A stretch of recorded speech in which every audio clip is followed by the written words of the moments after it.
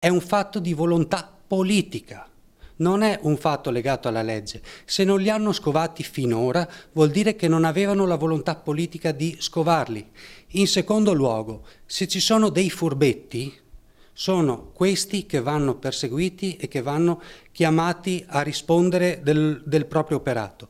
Non devono essere colpite migliaia di famiglie, migliaia di persone bisognose a causa di queste situazioni che sono infinitesimali rispetto a tutte le persone che vivono nelle case popolari e che si comportano in maniera onesta e che pagano l'affitto e che rispettano leggi e regolamenti. Queste persone vanno tutelate e gli aumenti, le duplicazioni, le triplicazioni degli affitti con questa scusante dei furbetti è una cosa che non ha alcun tipo di giustificazione. Cosa farete domani? Assemblea? Come si svolgerà?